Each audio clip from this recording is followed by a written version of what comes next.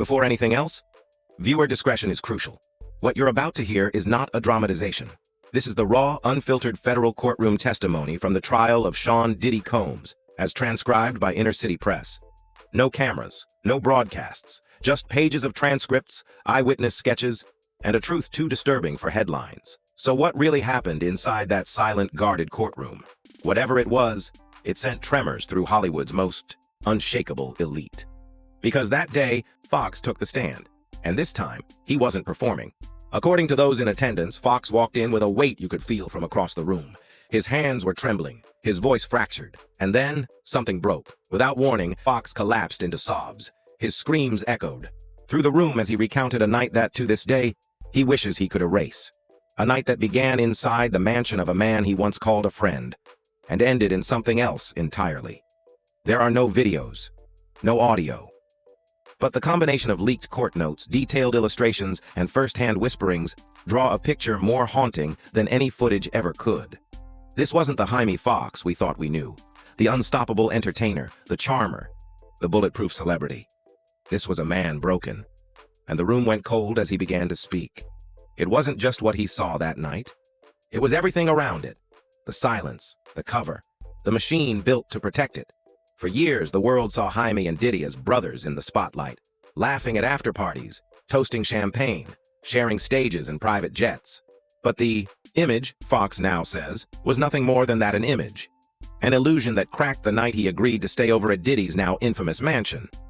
In court, Jaime started with the beginning, the glamour, the appeal. Everybody wanted in, he said. That house felt like the center of everything. Music, money, power, like stepping into a kingdom. But the parties, he testified, weren't always about celebration. They were about something else entirely.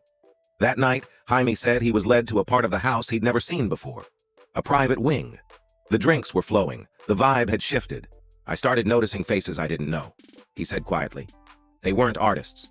They weren't execs. They didn't belong. His voice dropped, barely audible. One of Diddy's guys told me to stay, said there was a surprise waiting. That's when the room changed. The lights dimmed. The laughter disappeared. Guests broke off into small clusters. Quiet, closed-door groups. Then, one of the staff led him into a theater. Soundproof. Dark.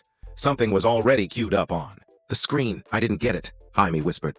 I asked what this was. They told me, this is how we bond. What happened next shattered him. Foxx said he couldn't tell if it was real or staged, but the impact was immediate. Physical. My chest locked up. My gut dropped. I tried to leave, but the doors wouldn't open. They told me, everyone who matters has seen this. The room, even in testimony, felt frozen in time. According to someone who spoke to a juror, Jaime paused, long, silent, and finally said, I never wanted to see that. I've been trying to forget it ever since.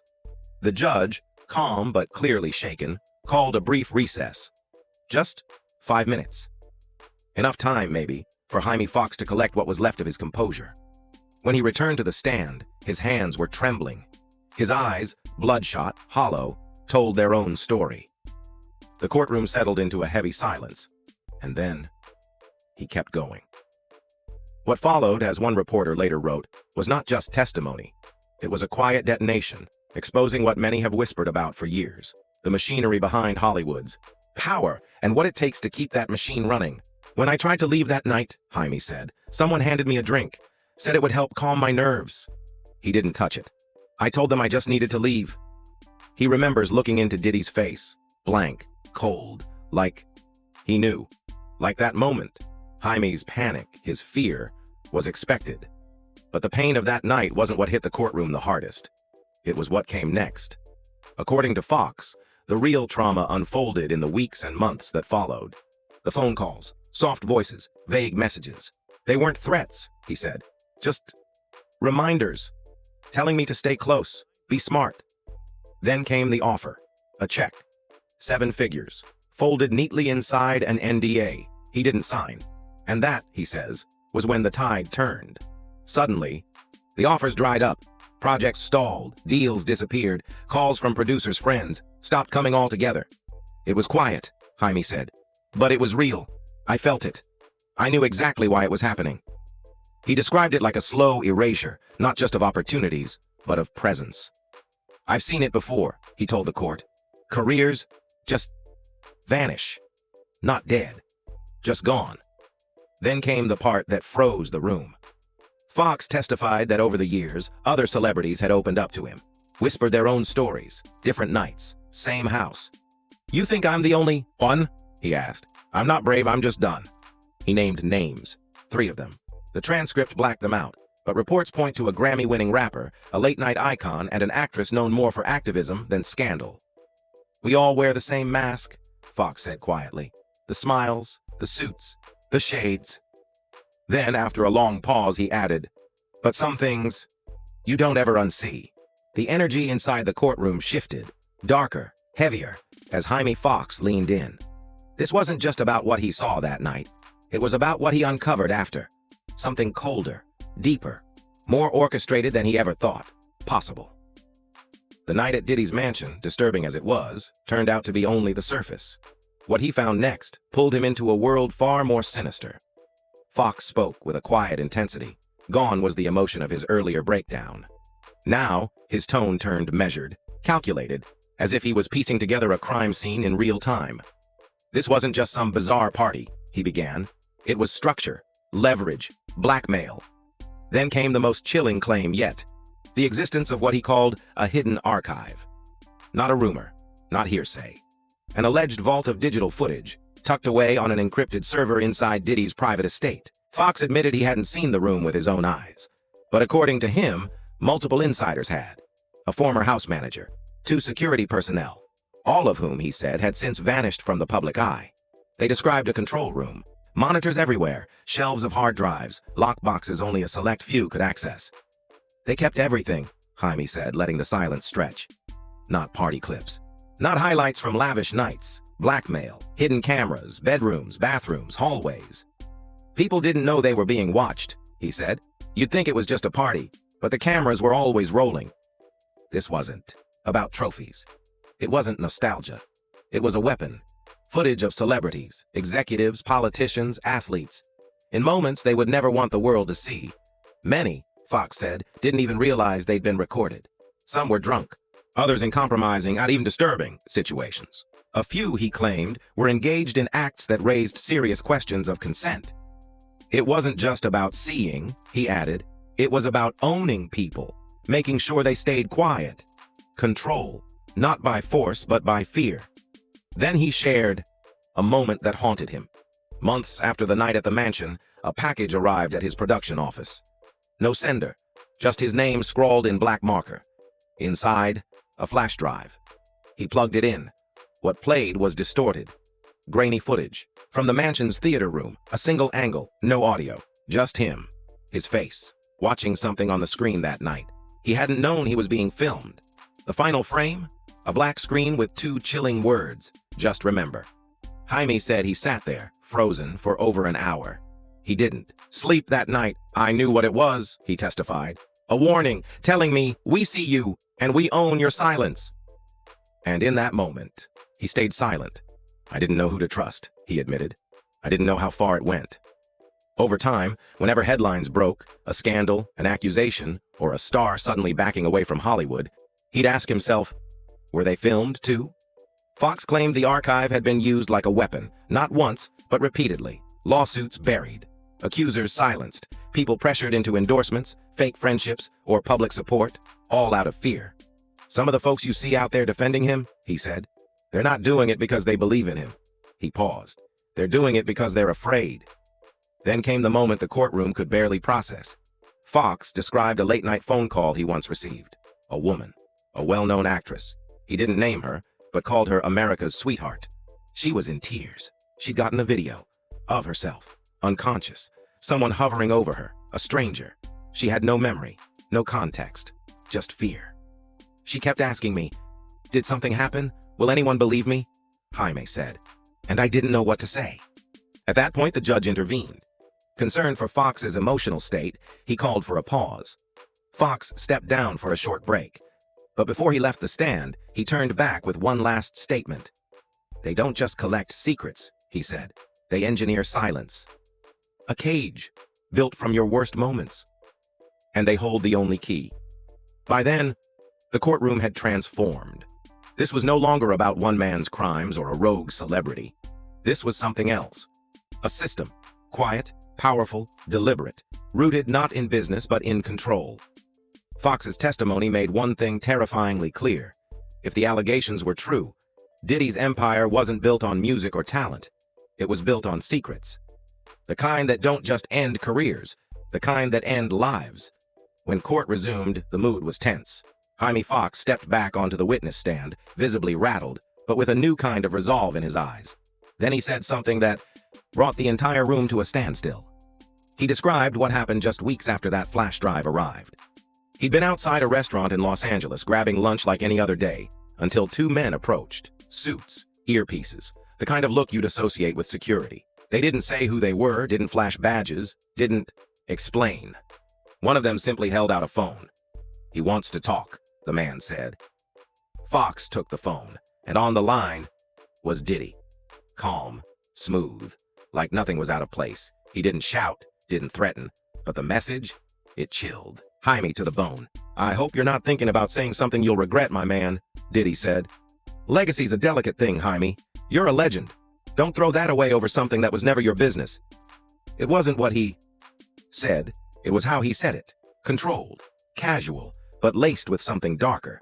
It let Jaime know he was being watched, that Diddy could find him, anywhere, anytime. After that call, Jaime changed everything. He swapped phones, canceled public events, started moving with private security. He didn't feel safe anymore. And then, like clockwork, a headline dropped. A story in a gossip column hinting that Jaime was involved in a scandal he swore was completely made up. A lie. A bullet fired just wide of the target. "It was a message," Jaime told the court. "He was showing me, we can build a lie around you just as easily as we can bury you with the truth." And that, he said, is when he realized. Diddy's world wasn't built on fame or fortune. It was built on control. He described how guests at the mansion were always asked to surrender their phones for privacy. But according to Foxx, insiders told him the phones were cloned, data copied, contacts logged, messages and voicemails archived. "People think the risk was what happened at the party," Jaime said. "No, the real danger was what they took from you. Your voice, your secrets, your fear." During the next phase of testimony, a prosecutor introduced a series of documents, non-disclosure agreements, signed by dozens of well-known figures who had attended parties at Diddy's estates. But these weren't standard NDAs. They were something else. Some of the clauses read aloud in court were unusually aggressive, barring not just the sharing of details, but even vague references to uncomfortable experiences in public or online. Then came Jaime's confirmation. Yes, he had been handed one. And no, he didn't sign. That, he said, was when everything began to unravel. Suddenly, endorsement deals disappeared. Phone calls went unanswered. A promising film project, something he'd poured months into, was abruptly shelved by its distributor. "It was like I turned toxic overnight," Jaime told the court. "I wasn't punished for what I did. I was punished for what I didn't do." The room fell into a deeper silence. Something was shifting, from curiosity to disbelief, from shock to dread. Then Jaime took it further. He began to describe parts of Diddy's compound that few had ever seen, the places behind the show. He called it the machinery behind, the curtain. Late that night, he said, someone led him down a narrow hallway hidden behind a bookshelf. It opened into a room not listed on any blueprint, a control center. Two men sat inside, silent, motionless. They never spoke, never looked at him. It didn't feel like a tour. It felt like a warning. One of the men gestured toward a wall of screens, live surveillance feeds. Every corner of the estate, bedrooms, spas, lounges, all monitored in real time. "I didn't ask to see any of it," Jaime said, "but they wanted me to know it was all there." He asked who had access. The answer came cold and clear. "Just him," one of the men said. "Only Diddy." Later that night, Jaime said he was shown to a room, but not down the same hallway as the other guests. It was separate. The room itself was lavish, but cold. Too polished. Too perfect. And then he noticed something else. There were no windows. Just walls. And in each corner, cameras. Unhidden. Watching. "I didn't feel like a guest," Jaime said. "I felt like I was being interrogated." He tried to sleep, but sleep never came. Around 2 a.m., he heard something. Music, faint laughter, echoing from down the corridor. He stepped into the hallway. That's when he saw them. A procession of figures, dressed in robes, moving silently toward the theater room. Jaime followed, keeping his distance. What he walked into, he said, wasn't a party. It was something else. A ritual. He watched as drinks were handed out. Some guests were blindfolded. Others were being filmed. There was structure to it. A system. And at the center of it all, Diddy. Smiling. Directing. In control. But what haunted Jaime most wasn't the guests. It was the men on the sidelines. They weren't there to celebrate. They were there to manage, to monitor. Facilitators? He called them. They tracked who came in, who spoke to who. They made sure cameras stayed on, whispered in people's ears. To Jaime, it was clear. This wasn't just about indulgence. It was about leverage. Blackmail in real time. When the night ended, Jaime returned to his room. But the door was slightly open. Inside, everything appeared untouched, except for one thing. On the nightstand, a framed photo, him and Diddy from years ago. A moment of friendship, now laced with something far darker. It hadn't been there before. On the back, a single word, scrawled in ink, brotherhood. On his final day of testimony, Jaime's guard finally dropped. His voice broke. He spoke about a quiet visit he received months later, from someone who claimed to be an FBI agent. The agent asked to remain anonymous, said he had been looking into Diddy for years. And then came the claim. Over 30 sealed complaints, alleging everything from trafficking to blackmail. None of them had made it past a grand jury. Jaime asked why. The agent's answer was simple. He's protected. He has friends in places you wouldn't even believe. And then came the moment that made jaws drop. Jaime claimed the agent told him there were sealed files, implicating a former U.S. president, not in a crime, but in presence. The agent said this president had once attended one of Diddy's private fundraisers, and the kind with hidden cameras, no proof of wrongdoing. But the implication was enough to keep powerful people far away from the case. And then came the warning. If you go public, the agent told him, you won't just be up against Diddy, you'll be up against the entire machine. Jaime closed his testimony in tears, not demanding vengeance, begging for awareness. This isn't about payback, he said. It's about ending something that's been allowed to hide for too long. This is bigger than music, bigger than me. And if something happens to me after this, I want the world to know. I told the truth. As Jaime Foxx continued, his voice low but steady, he described what he later referred to as the blackout incident. And it wasn't just a metaphor. He said it was around 2 a.m. when everything on the estate suddenly cut out. Lights, sound, music. Gone. At first, he thought it was a typical outage. But something about the timing didn't sit right. The music hadn't faded. It had stopped abruptly. The hallway lights flickered twice, then silence. Not peaceful silence. A kind that made the skin crawl. I stepped into the hallway, Jaime said. And the air, it wasn't just cold, it felt wrong, like something was about to happen. Everything froze. Guests, staff, even the laughter stopped. No one moved. No one asked questions. It was like they'd all been through it before, Jaime said. They knew the drill. Then, from one of the side rooms, a man appeared. Tall, clean-cut, in a dark suit. Not someone you'd expect at a party. He walked with purpose, serious, like he was on a mission. No phones, no cameras. Everyone back inside, he said flatly. Jaime, confused and on edge, returned to his room. But his mind wouldn't rest. Something wasn't right. He waited a few minutes, then crept back into the hallway. That's when he heard it. Not music, not voices, but noises. Strange sounds, a low metallic clanging, hushed whispers, and then a scream, muffled, male. He followed the sound and found a door slightly ajar. Inside, shadows moved across the room. People stood in a circle. Someone was being restrained. This wasn't a game, Jaime said, and it wasn't consensual. He wouldn't say who was involved, not in open court, but he described seeing a woman calmly walking through the room, clipboard in hand, jotting something down like it was business as usual. And then she saw him. Their eyes locked. She didn't yell, didn't panic. She smiled, and slowly closed the door in his face. Jaime stumbled back, shaken. That's when I realized, he said. This wasn't a home. It was a set, a stage, and people were being turned into props. His voice cracked as he described the final part of his stay, the upper level. Guests had been told from the beginning, don't go upstairs unless invited. But But sometime later, trying to avoid a crowded hallway and looking for a bathroom, Jaime opened the wrong door and found a staircase. It led up. Dim red lights lit the stairwell, and from above a soft electrical hum echoed. He swore he saw two people standing at the top, whispering. Then one of them noticed him. "You lost?" the man asked coldly. Jaime apologized and backed away, but before he turned, he caught a glimpse, just enough to freeze him. A heavy black curtain draped across the hall, and beneath it, a blinking white light. "I knew right then," Jaime said. "That's where they kept the real stuff. Not fun stuff, not wild party clips. Evidence, leverage, secrets." Later, a friend told him what the upstairs level was used for. Jaime asked, "What kind of meetings?" The reply stayed with him for years. The kind where you give up something to get something. As the trial drew closer to its end, the prosecutor finally asked the question everyone had been waiting for. "Why didn't you come forward sooner?" Jaime looked down. He took a breath. "I was scared," he said. "Not of losing gigs. Not for my career. I was scared for my life, my family, anyone close to me." You don't understand what kind of reach this man has. It's not just the industry.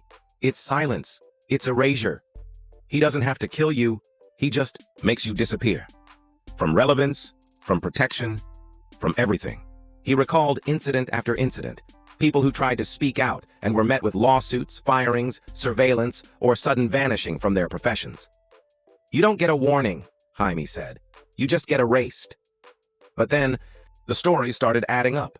Cassie's accusations, staff leaks, federal interest, and Jaime knew. "If I stay silent now," he said, "I'm part of it. I couldn't carry that anymore." And then came his final words on the stand. They didn't come as an attack. They came as a plea. "Everyone thinks Hollywood is made of dreams," he said, "but it's not. It's made of secrets. And nobody collected more secrets than him. I just hope that telling mine helps break whatever spell he cast over all of us." The judge called for recess, and as Jaime walked back to his seat, reporters noticed something rare.